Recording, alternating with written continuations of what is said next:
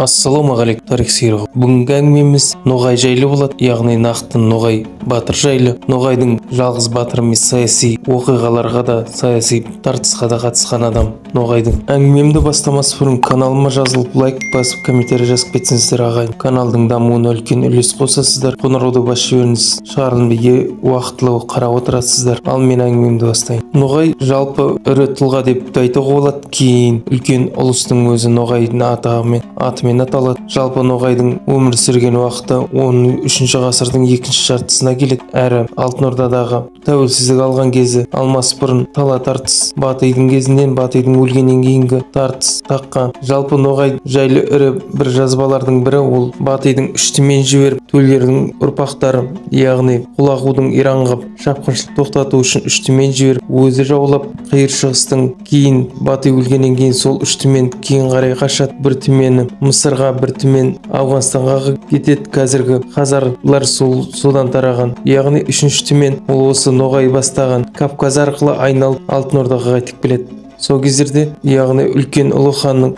арасында Алтын Ордамен күрес басталады. Ол кезде Қытайды билеген Құбылай мен оның інісі Құлағудың жалпы басқа ұлыстарды жаулап біріктіргісі келді. Бұны сезген әрине Берке Алтын Орданың билігін қолына алып, Алтын Орданы Құлағудың жаулап алуынан сақтап аман алып қалады. Яғни сол Алтын Ордадағы ақсүйектерімен келісіп, кейін билікті Менгу Темірге береді. Менгу Темір 1269 жылы жалпы үлкен құрылтауда Шу бойында, қазір Қырғызстан жеріндегі тәуелсіздіктерін жариялайды. Яғни осы сол кезден бастап Құбылайға бағынбайтындығын, жалпы ұлы хан деген ол қара қорымда аталардың дәстүрі бойынша көшіп қонып жалғастыру керек. Ал Құбылай болса Қытай болып кетті. Қытайда отырып алып барымыз байла басқарғысы келеді деп, содан бастап тәуелсіздігін алады. Бұл оқиға жайлы менде Батыйдың екі шығарылымы бар. Кейін Берке хан жайлы толыққанды қарасаңыздар түсінесіздер. Жалпы Менгу Темірдің екі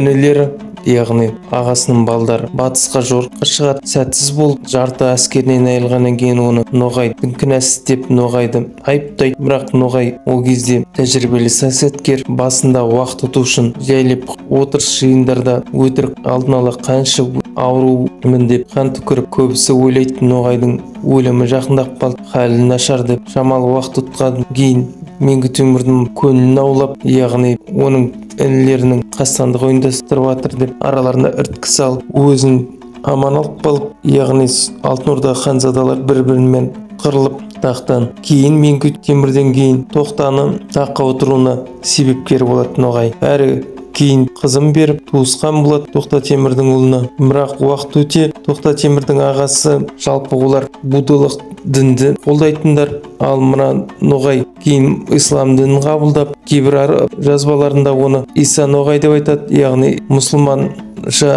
аталып. Жалпы сол кездерде Алтын Орданың ақсүйектері арасында мұсылмандар және буддалық дін арасында күрес болады. Мемлекеттік дін болу үшін ағасын айдап салған іріткісінен кейін Ноғай мен Тоқтаның арасында шайқас болады. Бірінші шайқасында Ноғай жеңгенмен, кейінгі шайқаста ұтылып, сол шайқаста қолға түсіп қалып Ноғайды. Ноғай орыс жауынгеріне мені ханға апар деп, бірақ оны түсінбеген орыс жауынгер оның басын алады, өлтіріп әкеліп Тоқтаға алып келеді. Тоқта оны қарап жазалайды, яғни ұлы қолбасшы ақсүйектің басын жай ғана жауынгер ала алмайды деп. Тоқта кейін өзінің билігін нығайта бастайды, таққа таласады деген жалпы жан-жағындағы адамдардың көбісін көзін жояды. Bir шайқаста үлкен ұлы өлгеннен кейін немересін қойғысы келеді үлкен ұлының. Ол жайлы менде орыс хан жайлы шығарылым бар, соңды қарасаңыздар түсінесіздер. Жалпы Ноғай ұғымы жай ғана адам жауынгер жайлы емес, саясаткер. Сол ордадан мұсылмандар ұғымы болып кетеді. Кейін